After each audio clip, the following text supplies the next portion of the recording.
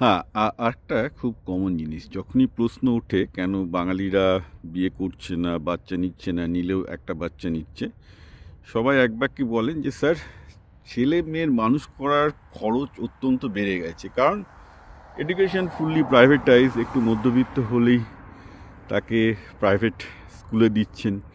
আর দুটো ছেলে মেয়ে প্রাইভেট স্কুলে পড়া মানে একজন বললেন দেখুন তার খরচ হয়ে যাবে 40-50 হাজার টাকার উপরে। একটা ছেলে হলেই 20-25 হাজার টাকার বেশি খরচ হয়ে যাচ্ছে, তার টিউশন, তার স্কুলের ফি এসব মিলিয়ে। বলছি এখন 1 লাখ টাকা রোজগার করাই তো মুশকিল, তারপর যদি বাচ্চার জন্য 50%-এর বেশি চলে যায়, স্যার খাবো কি? আমি একটা ছোট্ট ঘটনা বলি।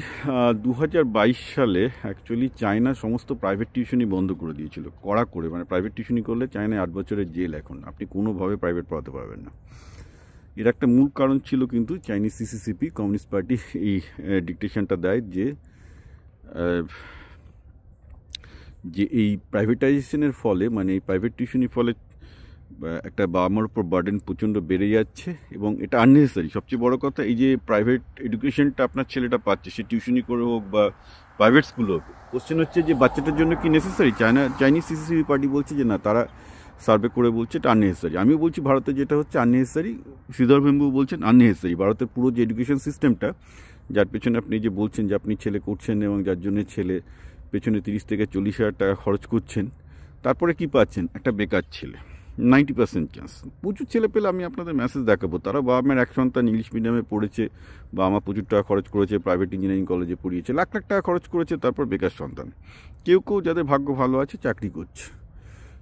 তো এখন সমস্যাটা হচ্ছে এখানটাতে যে ভারতে আশা করি লোকজন আস্তে আস্তে বুঝতে পারবে যে আসল ভারতের সমস্যাগুলো কোথায়। এত হিন্দু মুসলমান করে মানে ড্রাম পেটানো হয়েছে ভারতের, এই যে আসল সমস্যাগুলো, তো শিক্ষার সমস্যাগুলো, জীবিকার সমস্যাগুলো, তো মানে তারপর পরিবেশের সমস্যা, এগুলো তো আসছে না কোথাও। ফলে মানুষ আরও হতাশ হচ্ছে। তবে ব্যাপারটা কি জানেন তো, অঙ্ক না কারোর কথা শোনে না। অঙ্ক আর বিজ্ঞান তার নিজের নিয়মেই চলবে। পলিটিশিয়ানরা যাই বলুন না কেন, যত মিথ্যা কথা বলুন না কেন, আপনি নিজেকে যত মিথ্যা বোঝান, আপনি যত মুরগি হন, যাই হোক, কিছু যায় আসে না। At the end of the day বিজ্ঞান বিজ্ঞানের মতো চলবে, বিজ্ঞানের সূত্রগুলো বিজ্ঞানের মতো ফলো হবে, অঙ্ক অঙ্কের নিয়মে চলবে। সুতরাং আমি বিশ্বাস করি আস্তে আস্তে যখন ভারতের সংকট ঘনিয়ে আসবে, ভারতে অলরেডি ইলেকটেড অটোক্রেসি চলছে, হয়তো আরও বেশি অটোক্রেসি আসবে। অনেকেই বলেন যে মোদিকে ফ্যাসিস্ট বলেন, কিন্তু আমি মনে করি না। আমি মনে করি মোদি ডেমোক্রেটিক, এবং মোদি ডেমোক্রেটিক হতে গিয়ে ভারতের যেটুকু উন্নতি করার প্রমিস করেছিলেন তার ঠিকভাবে করতে পারেননি, এবং তার মেন কারণ যে উনি ডেমোক্রেটিক পথেই আছেন, আপনারা যাই বলুন না কেন।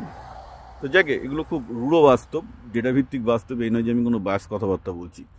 সমস্যাটা হচ্ছে এখানে যে এই প্রবলেমগুলো যতক্ষণ না পর্যন্ত শিক্ষার প্রাইভেটাইজেশনে কেউ একটা ছেদ করতে না পারবে এবং বুঝতে পারবে যে এই এডুকেশনে কারোর কোনো লাভ হচ্ছে না, দেশের ক্ষতি হচ্ছে, দেশের জনসংখ্যা বাড়ছে না, দেশ তার সন্তান পাচ্ছে না, একটা সন্তান মানে এত টাকা খরচ করেও ভুলভাল এডুকেশন পাচ্ছে যেটা তার ইকোনমিকে কিছু অ্যাড করতে পারছে না। এই ব্যাপারগুলো নিয়ে তো ভারতে আলোচনা নেই। আমি হয়তো একটু ইউটিউব করছি, আরও কয়েকজন যারা মানুষ চিন্তিত তারা আলোচনা করছেন। তো এইভাবে তো একটা দেশ বেশি দিন চলবে না। সুতরাং আপনি অপেক্ষা করুন কী হয়।